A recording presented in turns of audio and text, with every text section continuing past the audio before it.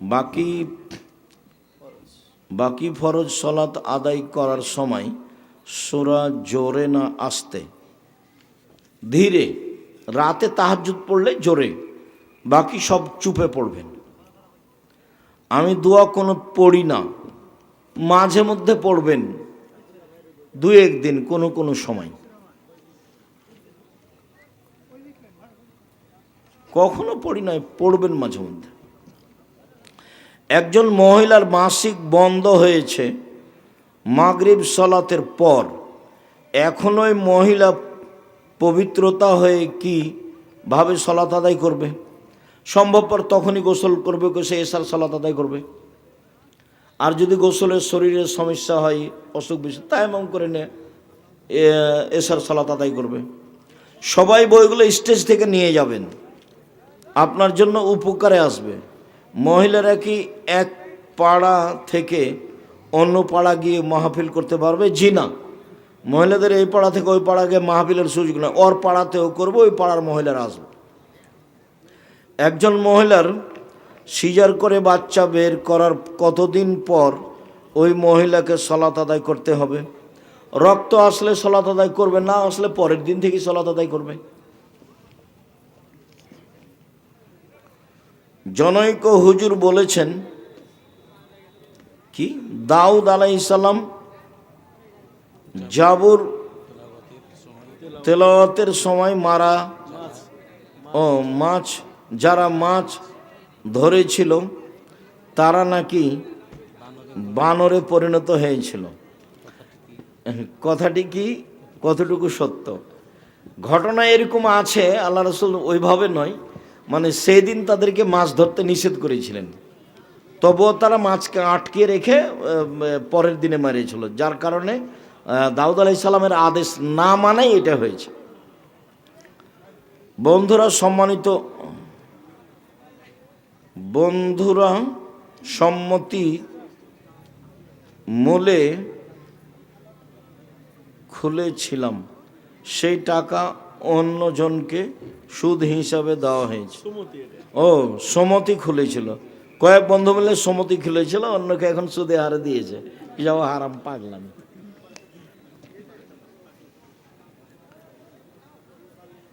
General licence দিল, যে সমস্ত মানুষগুলো জনগণের ভোটে এমপি, মন্ত্রী, মেম্বার, চেয়ারম্যান হয়ে জেনারেল লাইসেন্স দিল, তো সবাই ওই পাপের অধিকারী হবে। সবাই, ওই মহিলা পুরুষ যা পাপ হবে এরাও তাই হবে, যতজন অংশগ্রহণ করবে। মাদকের লাইসেন্স দিল, একই কথা, তুমি যা বলেছো সব একাই। মানে আল্লাহ রাসূল বলেছেন, কেউ যদি এই অন্যায়ের পথ খুলে দেয় তো ওতে যা পাপ হবে, যারা পথ খুলে দিয়েছে সে তত পাপের অধিকারী হবে। আমার নানা মারা গেছে, 30 বছর হয়েছে, মামারা এখনো জমি ভাগ বুঝিয়ে দিচ্ছে না। মিটিং ডাকো, দেখো গ্রামের লোক কি বলে। আগামীকাল সন্ধ্যা হতে তো তোমার মামাদেরকে জমি দিয়ে দিতে বলো। আব্দুর রাজাক সাহেব, তোমার মামাকে সালাম দিয়েছে, জানিয়ে দিও, আর আগামীকাল সন্ধ্যা হতে হতে জমি ভাগ করে দেয় যেন। আর আমার কথা বলছি, আমার বাপকে মাটি দিয়েছে, আগে জমি ভাগ করেছি, তারপরে খেয়েছি। যদিও আমরা জমি আমাকে একটু চিনি, কোনোদিন যাই না, আমার ছোট ভাই জমিই চিনে না, আমরা জমিতে কোনোদিন যাই না, কিন্তু ভাগ করে দিয়েছি, আগে মাটি দিয়েছি, বাসায় এসেছি, জমি ভাগ করেছি, তারপরে খেয়েছি।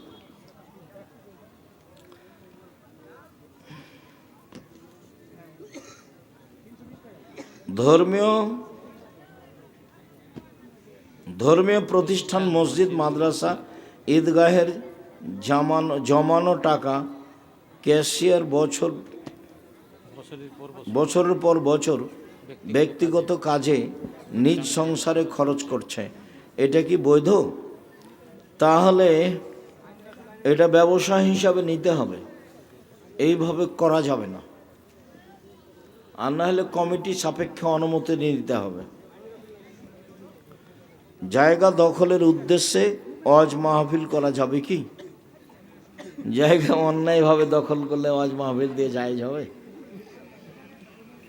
ওগুলো দলীয় কথা।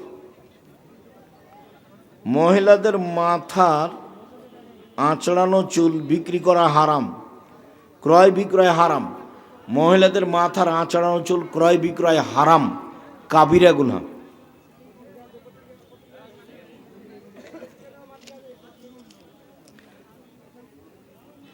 জামাতে শেখ মানুষের ঈমান যদি না থাকে, রাসূল সাল্লাল্লাহু আলাইহি সাল্লামের উপর দুরূদ পড়ার উপকার হবে? দুরূদ পড়তে থাক, ঈমান বাড়বে। দুরূদ পড়তে বলো, ঈমান বাড়বে ইনশাআল্লাহ। কেননা আল্লাহ রাসূল বলেছেন, মান সাল্লা আলাইয়া সালাতান ওয়াহিদা সাল্লাল্লাহু আলাইহি আশারা সালাওয়াতিন, কেউ যদি একবার নবীর উপরে দুরূদ পড়ে তাহলে আল্লাহ তার উপরে 10 বার দয়া করবেন। দুরূদ পড়ো না, দেখবা যে আল্লাহ খুশি হয়ে গেছেন, তোমার পাপ বন্ধ হয়ে গেছে। খালি পরিবারকে লাঠি দিয়ে ঠিক করতে বলছেন আল্লাহ নবী। পৃথিবীর এত বড় ভিন্ন ধরনের মানুষ লাঠি দিয়ে পরিবারকে ঠিক করতে বলছে। বলছে পরিবারের ওপর থেকে লাঠিটা উঠায়ও না, প্রয়োজনে পিটাতে হবে, প্রয়োজনে পিটাতে হবে। আর আবু বকর সিদ্দিক রাদিয়াল্লাহু তাআলা তো মুহাম্মদ সাল্লাল্লাহু আলাইহি ওয়াসাল্লামের সামনে মেয়েকে মেরেই দিলেন, ব্যতিক্রম মারলেন। আয়েশা রাদিয়াল্লাহু তাআলা বলছেন, আবু বকর আমার নিকটে আসলেন, ওয়াল্লাকাজানি লাকসাতান শাদীদা, আমার এই কোমরের এই জায়গার উপরে খুব জোরে মারলেন। ওই সময় আমার স্বামী আমার উরু রানের উপরে মাথা দিয়ে ঘুমিয়েছিলেন। তিনি যদি মাথা দিয়ে না ঘুমাতেন তাহলে মায়ের কারণে আমি দূরে সরে যেতাম, এত জোরে মারলেন। কি ঘটনা! আমরা সফর থেকে আসছিলাম, আমি আয়েশা রাদিয়াল্লাহু তাআলা বলেন, আমার গলার হারটা হারিয়ে গেল। আমার বড় বোনের হার নিয়ে এসেছিলাম চেয়ে, আমিও খুব লজ্জিত, হারও খুঁজেও পাই না, এখান থেকে যেতেও পারি না, সলাতের টাইম হয়ে গেছে, পানিও নাই, অজুও করতে পারি না, বড় বিপদে সবাই, অনেকগুলো মানুষ, প্রায় ১৫০০-১৪০০ মানুষ। তো জনগণ বলল, আবু বকর সিদ্দিক আপনার মেয়ে কি করেছে জানেন? কি হয়েছে? তা হার হারিয়েছে, আমরা তো কই যেতে পারি না। তাই এই কথা শুনে রাগ করে আসছেন, মেয়েকে মারবেন সেই জন্য। তো মেয়ের যে অবস্থা, এটা যদি আমাদের দেশে হতো, তার মানে কি মেয়ের অবস্থা? মেয়ের উরুর রানের উপরে জামাই মাথা দিয়ে শুয়ে আছে। তা আমাদের চাঁপাইনবাবগঞ্জ, আমাদের নওগাঁ জেলাতে যদি বাপ এভাবে দেখে যে এরকম, এইভাবে ঘুরবে, এইভাবে ঘুরবে, তাই ঘুরবে না ভাইজান? এমন ভাবে মারলেন, সবচেয়ে বড় মানুষে মারলেন, সবচেয়ে বড় মহিলাকে মারলেন, সবচেয়ে বড় মানুষের সামনে মারলেন, বিবাহদারী মেয়েকে মারলেন, পূর্ণ যুবতী মেয়েকে মারলেন, জামাইয়ের সামনে মারলেন, দিন দুপুরে মারলেন, খোলা মাঠে মারলেন, হাত দিয়ে মারলেন, সবচেয়ে বড় মানুষে মারলেন। পৃথিবীর ইতিহাসে নবী রাসূল ব্যতীত এত বড় মানুষ কেউ নেই। আবু বকর সিদ্দিক রাদিয়াল্লাহু তাআলার ব্যতিক্রম মানুষ নেই। পৃথিবীর ইতিহাসে হাওয়া থেকে নিয়ে কিয়ামত পর্যন্ত আয়েশার মতো মহিলা নেই। পৃথিবীর ইতিহাসে মুহাম্মদ সাল্লাল্লাহু আলাইহি ওয়াসাল্লাম সবচেয়ে বড় মানুষ, সবচেয়ে বড় মানুষে মারলেন, আবু বকর সিদ্দিক রাদিয়াল্লাহু তাআলা মারলেন। সবচেয়ে বড় মহিলাকে মারলেন, আয়েশাকে মারলেন রাদিয়াল্লাহু তাআলা আনহা। সবচেয়ে বড় মানুষের সামনে মারলেন, মুহাম্মদ সাল্লাল্লাহু আলাইহি ওয়াসাল্লামের সামনে মারলেন। বিবাহদারী মেয়েকে মারলেন, যে বিবাহ দিয়েছে মেয়ের, পূর্ণ যুবতী মেয়েকে মারলেন, জামাইয়ের সামনে মারলেন, খোলা মাঠে মারলেন, দিন দুপুরে মারলেন, ১৪০০ মানুষের সামনে মারলেন, হাত দিয়ে মারলেন। এত বড় বাপে এত বড় বেটিকে, এত বড় মেয়েকে মেরে দিলেন খোলা মাঠে, এইভাবে জামাইয়ের সামনে। কি ভুল, কোথায় হারটা হারিয়েছে খেয়াল করতে পারেনি সেই জন্য। আর আপনার মেয়ে হ্যাঁ করে আসছে, চলে যাচ্ছে, আপনাকে খারাপ লাগে না? আপনি তাকে ধমকও দিতে পারেন, আপনি আমার বাপ। ছি, এই বাপ আমি চাইনি কোনো দিন। আপনি মারা গেলে ছেলে মেয়ে লালন পালন করবে ইনশাল্লাহ, জামিয়া সালাফিয়া, চিন্তা করবেন না। 519 জন ইয়াতিম অসহায় আছে, 519 জন। কালকে যদি 500 জন যাই, লালন পালনের কোনো সমস্যা নেই আলহামদুলিল্লাহ। 5000-এর বেশি ছেলে মেয়ে পড়াশোনা করে, 300 জন শিক্ষক শিক্ষিকা আছে, এখন 40 লক্ষ টাকা মাসে বেতন লাগে। বাংলাদেশের সবচেয়ে বড় প্রতিষ্ঠান আয়াতনে, যেটা রাজশাহীতে আছে 50 বিঘা জমির উপরে, এখন যেটা মেয়ে শাখা তৈরি হচ্ছে তানোরে, সেটা প্রায় 60 থেকে 70 বিঘা জমির উপরে, যেটা রূপগঞ্জে সেটা প্রায় 100 বিঘা জমির উপরে। দিনাজপুরটা 20 বিঘা জমির উপরে। শিরক মুক্ত প্রতিষ্ঠান জামিয়া সালাফিয়া, বিদাত মুক্ত প্রতিষ্ঠান জামিয়া সালাফিয়া, দলমুক্ত প্রতিষ্ঠান জামিয়া সালাফিয়া, সংগঠন মুক্ত প্রতিষ্ঠান জামিয়া সালাফিয়া, হিংসা মুক্ত প্রতিষ্ঠান জামিয়া সালাফিয়া। কেউ কারোর বিরুদ্ধে মুখ খোলার কোনো সুযোগ নাই, তার নাম জামিয়া সালাফিয়া। জামিয়া সালাফিয়া কীভাবে চলে তা শিক্ষক জানেন না, জামিয়া সালাফিয়া কীভাবে চলে তা ছাত্রর জানা নেই। জামিয়া সালাফের রসিদ বহি বাহিরে ব্যবহার হয় না। কোনো শিক্ষক টাকা পয়সা আদায় করতে পারবে না মাঠে জামিয়া সালাফের জন্য। কিভাবে জামিয়া সালাফের জন্য আমি নিজেও জানি না, তো শিক্ষক কিভাবে জানবেন, ছাত্র কিভাবে জানবে? 40 লক্ষ টাকা মাসে বেতন লাগে। জান কি না তা আমি কি করবো? যদি না জান দেখতে তা আমি আর কি করতে পারি? কেন জান না? আপনি জানেন কেন জান না? যাবেন, ওদিকে গেলে একটু ঘুরে আসবেন। ইবাদতের জগতে পৃথিবীতে ব্যতিক্রম ইবাদত সালাত। আমি একটু বাস্তব দেখাই। আল্লাহ আকবার বলে সালাত আরম্ভ করবেন। আল্লাহ আকবার বলার পূর্বে পেশাব পায়খানার প্রয়োজন থাকলে সেরে নেবেন। বসার সময়তে বলবেন বিসমিল্লাহ আল্লাহুম্মা ইন্নী আউযু বিকা মিনাল খুবুসি ওয়াল খাবাইস। আল্লাহর নামে পেশাব পায়খানা আরম্ভ করছি, অপবিত্র জিন জিন্নি থেকে বাঁচতে চাচ্ছি। যদি বিসমিল্লাহ বলেন তাহলে শয়তান লজ্জাস্থান দেখতেই পাবে না, ক্ষতি তো বহুদূরের কথা। আর যদি বিসমিল্লাহ ছেড়ে দিয়ে বলেন তাহলে শয়তান লজ্জাস্থান দেখতে পাবে কিন্তু ক্ষতি করতে পারবে না। তাহলে কিভাবে বলতে হবে? বিসমিল্লাহ আল্লাহুম্মা ইন্নী আউযু বিকা মিনাল খুবুসি ওয়াল খাবাইস। তারপরে পেশাব পায়খানা শেষ করে পানি দিয়ে পবিত্রতা অর্জন করে বলবেন গোফরানাকা। টয়লেটে ঢুকে আপনি বিসমিল্লাহ বলতে পারবেন, কোনো সমস্যা নেই। ইবাদত নিষেধ আল্লাহ আকবার থেকে নিয়ে সালাম দোয়া পড়া থেকে নিয়ে আবার দোয়া পড়া পর্যন্ত। টয়লেটে ঢুকে আপনি বিসমিল্লাহ বলতে পারবেন, আবার পানি খরচ করার পরে বিসমিল্লাহ বলে ওযু করতে পারবেন, কোনো সমস্যা নেই। বসলেন তখন থেকে না উঠা পর্যন্ত নিষেধ। পেশাব পায়খানার কাজ শেষ করার পরে পানি দিয়ে পবিত্রতা অর্জন করবেন। পানি না থাকলে ঢেল টিস্যু পেপার, আগে ঢেল টিস্যু পেপার পরে পানি, এটা মিথ্যে। 40 কদম হাঁটা নোংরামি, খক খক করে কাঁসা বেহায়াই, পায়ের উপরে পা তোলা এটাও বেহায়, এটা পবিত্রতার মাধ্যম নয়, এগুলো নয়। আল্লাহ নবী পানি দিয়ে পবিত্রতা অর্জন করতেন, তারপরে হাতটা মাটিতে এভাবে মেজে নিতেন, এটাই পদ্ধতি। আল্লাহ আকবার, আল্লাহ আকবার বলার সময় কাঁধ সামনাসামনি উঠাবেন, এভাবে নয়। আল্লাহ আকবার এটা নয়, আল্লাহ আকবার এটা নয়, আল্লাহ আকবার এটা নয়। তাহলে কি? কাঁধ সামনাসামনি হলে কানের লতি সামনাসামনি। আল্লাহ আকবার, আল্লাহ আকবার। বিসমিল্লাহ চলবে না, এত পাওয়ারফুল শব্দ আল্লাহ আকবার। বিসমিল্লাহ আগে চলবে না। ওই যে ওযু করেছেন, ওযু করার পরে বলবেন আশহাদু আল্লা ইলাহা ইল্লাল্লাহু ওয়াহদাহু লা শারীকা লাহু ওয়া আশহাদু আন্না মুহাম্মাদান আবদুহু ওয়া রাসূলুহু। এবার জান্নাতের সব দরজা খুলে দেওয়া হয়েছে। হাদিস বুখারী মুসলিম। এক জায়গাতে মহিলাদের সাথে থাকা যাবে, সেটা এই জায়গা। মহিলাদের এক যা পার্সোনাল মর্যাদা সব জায়গাতেই। 4টা কাজ করলে জান্নাতের সব দরজা খোলা। 5 ওয়াক্ত সালাত, রমজান মাসের সিয়াম, স্বামীকে মেনে চলা, জেনায় লিপ্ত না হওয়া, মহিলাদের জন্য জান্নাতের সব দরজা খোলা। আর আমরা যখন ওযু করে বলবো আশহাদু আল্লা ইলাহা ইল্লাল্লাহু ওয়াহদাহু লা শারীকা লাহু ওয়া আশহাদু আন্না মুহাম্মাদান আবদুহু ওয়া রাসূলুহু, তখন আমাদের জন্য কি? এবার মহিলারাও আছে এখানে, ওরা বললে ওরাও পাবে, সবাই পাবে। ওই যার কারণে ওদের মান মর্যাদা বেশি। 2 জন মেয়ে লালন পালন করে যদি কেউ, তাহলে বাপ আর ওই ব্যক্তি, আল্লাহ রাসূল আর ওই ব্যক্তি একসাথে এভাবে থাকবে, এরকম ছেলের জন্য নয়।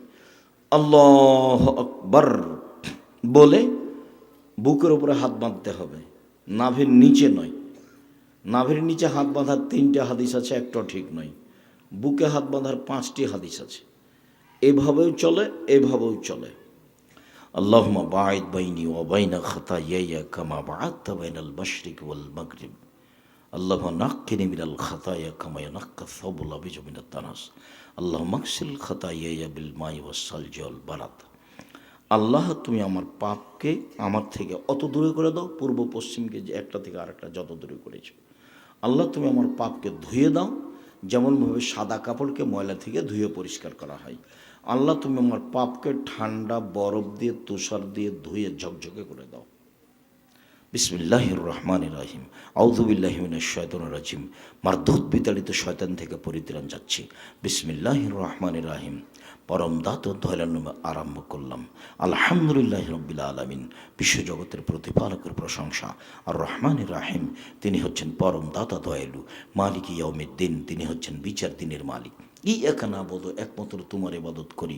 ওয়া ইয়াকা নাস্তাইন, একমাত্র তোমার নিকটে সাহায্য চাই। ইহদিনাস সিরাতাল মুস্তাকিম, তুমি আমাকে সোজা সঠিক পথ দেখাও। সিরাতাল লাযিনা আনআমতা আলাইহিম, ওদের পথ দেখাবা যাদের প্রতি তুমি দয়া করেছ। গায়রিল মাগযুবি আলাইহিম ওয়ালাদ-দাল্লিন, ওদের পথ দেখায়ও না যারা ভ্রান্ত, যারা অভিশপ্ত। আমিন। দীর্ঘ সময় ধরে তোমার দরবারে যে প্রার্থনা করলাম, এই প্রার্থনা কবুল করো। বিসমিল্লাহির রহমানির রহিম। পরম দাতা দয়ালুর নামে আরম্ভ করলাম। কুল হুয়াল্লাহু আহাদ, হে নবী আপনি বলুন আল্লাহ একক। আল্লাহ সামাদ, তিনি নিরপেক্ষ মুখাপেক্ষিহীন। লাম ইয়ালিদ, তিনি কাউকে জন্ম দেননি। ওয়ালাম ইউলাদ, তিনি কারো থেকে জন্ম নেননি। ওয়ালাম ইয়াকুল লাহু কুফুওয়ান আহাদ, তার সমকক্ষ কেউ নেই। আল্লাহু আকবার। ওই পর্যন্ত হাত উঠাতে হবে, দিয়ে রুকুতে যেতে হবে। না এই ছেলে বসো, অল্প সময় দেরি করো।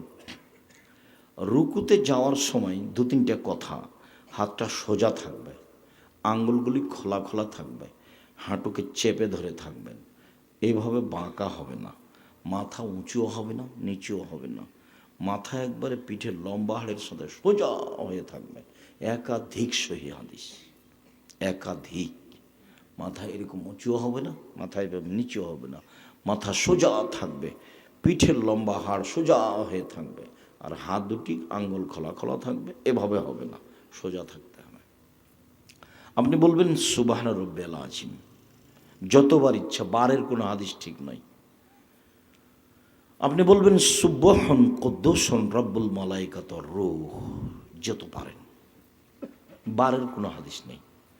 আপনি বলবেন সুবহানাকা আল্লাহুম্মা রাব্বানা ওয়া বিহামদিকা আল্লাহুম্মা গফিরলি, হে আল্লাহ তোমার প্রশংসা সহকারে তোমার পবিত্রতা বর্ণনা করছে, তুমি আমাকে ক্ষমা করো যতবার ইচ্ছে। আপনি বলতে পারেন সুবহানা দিল জাবরুতি ওয়াল মালাকুতি ওয়াল কিবরিয়া ওয়াল আজমাত। কোরআন মাজিদ পড়তে পাবেন না, রুকু আর সিজদায় কোরআন মাজিদ পড়া নিষেধ। রুকু সিজদায় কোরআন মাজিদ পড়া নিষেধ। কিছুক্ষণ বললেন যেভাবে আপনার কুলাই, সুবহান রাব্বিল আযীম বলতে পারেন একাধিকবার, যে যত পারে।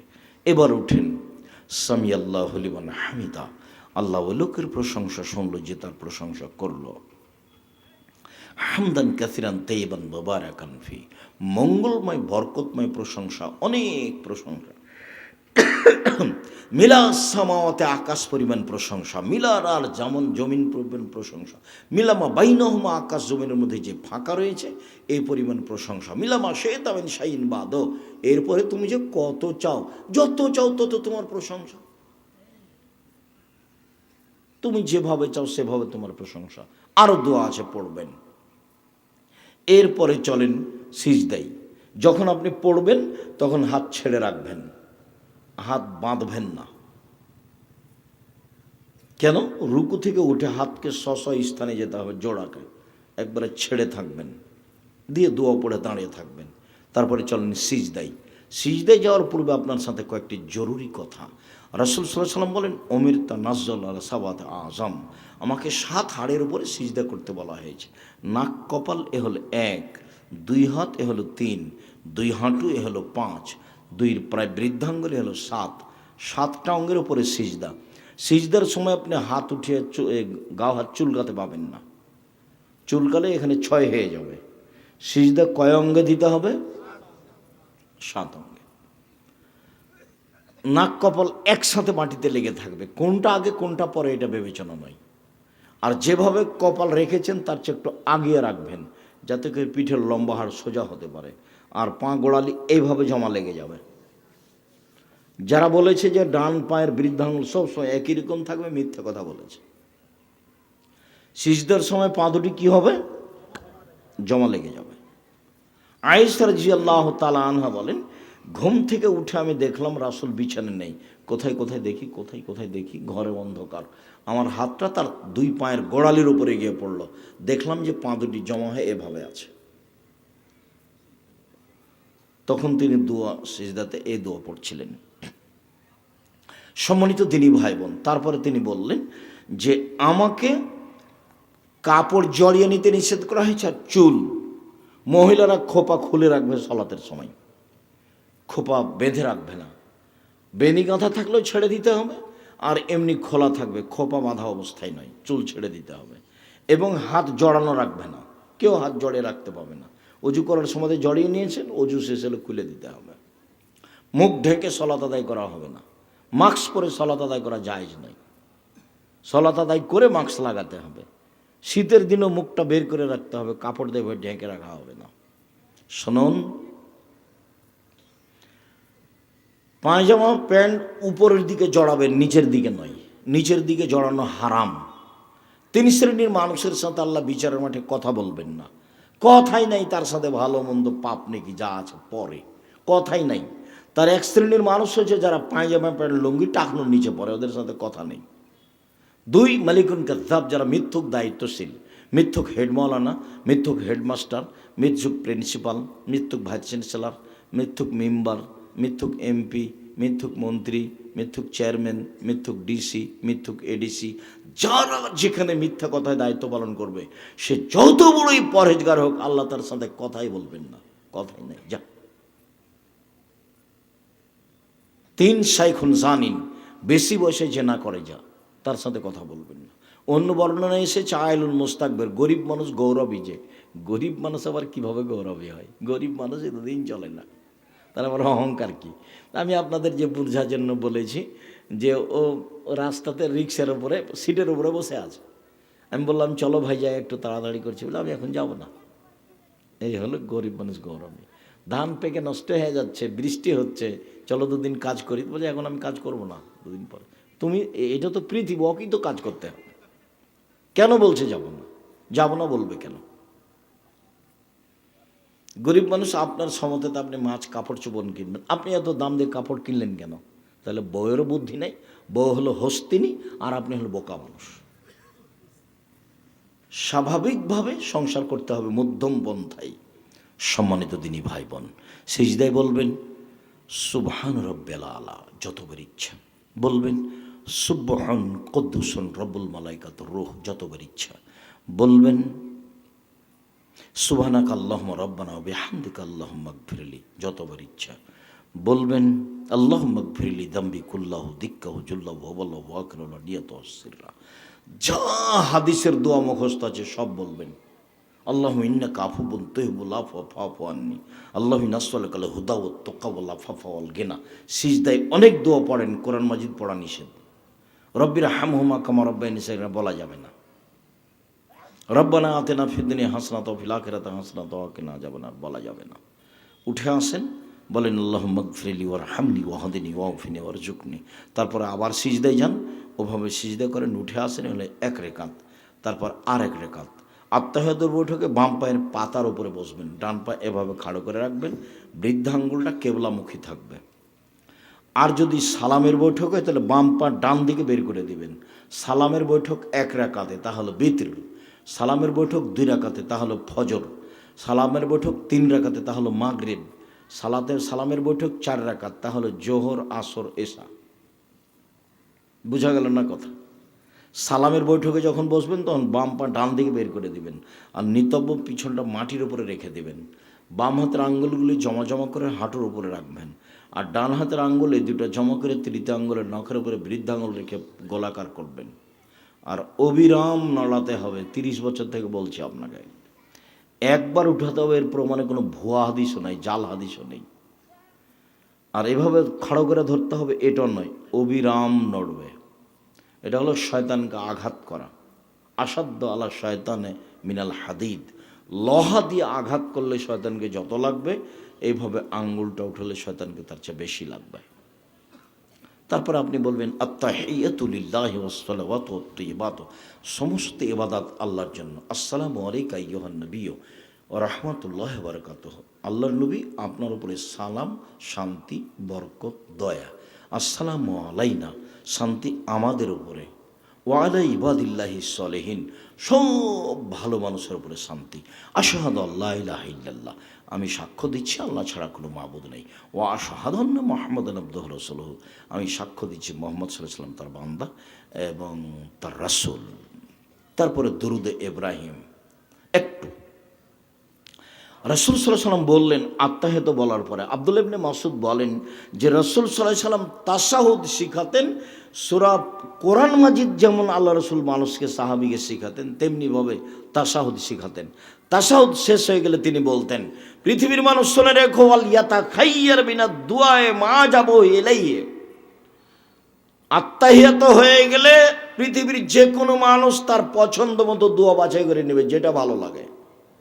এইবার সালামের বৈঠক, যা ভালো লাগে, কোরআন আর হাদিস যা মুখস্থ আছে, রব্বানা যালামনা আনফুসানা ওয়া ইল্লাম তাগফির লানা ওয়া তারহামনা লানাকুনান্না মিনাল খাসিরিন, রব্বি ইন্নী যালামতু নাফসি ফাগফিরলি রব্বিগফির ওয়ারহাম ওয়া আনতা খায়রুর রাহিমিন আন্নী মাসসানিয়াদ দুররু ওয়া আনতা আরহামুর রাহিমিন। যা মনে আছে কোরআনের দোয়া আর হাদিসের দোয়া, আস্তাগফিরুল্লাহ ওয়া আতুবু ইলাইহি, আস্তাগফিরুল্লাহাল্লাযী লা ইলাহা ইল্লা হুয়াল হাইয়ুল কাইয়্যুম ওয়া আতুবু ইলাইহি, রব্বিগফিরলি ওয়া তুব আলাইয়া ইন্নাকা আনতাত তাওয়াবুল গাফুর, আল্লাহুম্মা আনতা রাব্বি লা ইলাহা ইল্লা আনতা খালাকতানি ওয়া আনা আবদুকা ওয়া আনা আলা আহদিকা ওয়া আদিকা মাসতাতাতু আউযু বিকা মিন শাররি মা সানাতু আবু লাকা বিনি'মাতিকা আলাইয়া ওয়া আবু বিযামবি ফাগফিরলি ফাইন্নাহু লা ইয়াগফিরুয যুনুবা ইল্লা আনতা। যা মুখস্থ আছে সালামের বৈঠক আপনি বলে নিয়ে সালাম ফিরবেন। সম্মানিত দিনী ভাই বোন, দেখুন তো সালামের বৈঠকে আত্তাহিয়াতের পরে কি এইটা? আরেকটা ঘটনা আছে, উমর রাদিয়াল্লাহু তাআলা আনহু, আল্লাহ রাসূল বলছেন, দেখো দুআউন নাস মুআল্লাকুন বাইনাস সামাই ওয়াল আরদ, যে মানুষের দোয়া আসমান জমিনের মধ্যে ঝুলন্ত আছে। লা ইয়াসআদু ইলাইহি শাইউন মিনাদ দুআ হাত্তা তুসাল্লি আলা নবিয়িকা, যতক্ষণ পর্যন্ত মানুষ দুরুদ না পড়বে, তুমি দুরুদ না পড়বা, ততক্ষণ পর্যন্ত উপরে কোনো দোয়া যাবে না। এই জন্য আত্তাহিয়াত পড়ার পরে দুরুদ পড়তে হয়। তারপরে দোয়ায়ে মাসুরা, দোয়ায়ে মাসুরা খুব খেয়াল করে জরুরিভাবে পড়বেন, দুই অংশই, আল্লাহুম্মা ইন্নী যালামতু নাফসি যুলমান কাসীরা, এই অংশ। আর এক অংশ, আল্লাহুম্মা ইন্নী আউযু বিকা মিন আযাবি জাহান্নাম ওয়া আউযু বিকা মিন আযাবিল কবর ওয়া আউযু বিকা মিন ফিতনাতিল মাসীহিদ দাজ্জাল ওয়া আউযু বিকা মিন ফিতনাতিল মাহইয়া ওয়াল মামাত, আল্লাহুম্মা ইন্নী আউযু বিকা মিনাল বা'স ওয়াল মাগরাম। খুব গুরুত্বপূর্ণ দোয়া, আরও জাদু মুখস্থ আছে। এখন বলবেন, রব্বিরহামহুমা কামা রাব্বায়ানি সাগীরা রব্বিগফিরলি ওয়া লিওয়ালিদাইয়া ওয়া লিমান দাখালা বাইতি মুমিনাল মুমিনিনা ওয়াল মুমিনাত। সম্মানিত দিনী ভাই বোন, এই পদ্ধতির সালাত আদায়ের জন্য আন্তরিকভাবে অনুরোধ জানাচ্ছি। আন্তরিকভাবে অনুরোধ জানাতে আপনাকে ভালোভাবে অনুরোধ জানাচ্ছি যে মানুষের জীবনে সবচেয়ে জরুরি কাজ কি বলেন তো দেখি? সালাত। মানুষের জীবনে এর চেয়ে জরুরি কাজ দুনিয়াতে নেই। সেটা যেটাই হোক, হাইকোর্ট হোক, জজ কোর্ট হোক, হজ হোক, সিএম হোক, তাহাজ্জুদ হোক, তাসবিহ তাহলিল হোক, জিকির আজকার হোক, দান খয়রাত হোক, মানুষের জীবনে সবচেয়ে জরুরি কাজ কি? সালাত। আপনি পালন করার চেষ্টা করবেন, অন্তত ফরজ ইনশাআল্লাহ। এর ব্যতিক্রম কোনো পথ নেই। সকল দিনই ভাই বোনকে সালাত আদায়ের জন্য আন্তরিকভাবে অনুরোধ জানিয়ে, আজকে আব্দুল্লাহ আসেনি, কিন্তু আব্দুল্লাহর বইটার সাথে আছে, কি যেন নতুন বই বের হয়েছে, আল্লাহর পথে যাত্রা। আল্লাহর পথে যাত্রা বইটা আছে, আর 1000 প্রায় ফতোয়া আছে, যেটা আমাদের সংকলনে এসেছে, প্রায় 1000 ফতোয়ার বইটা দেখবেন। আর উপদেশ বই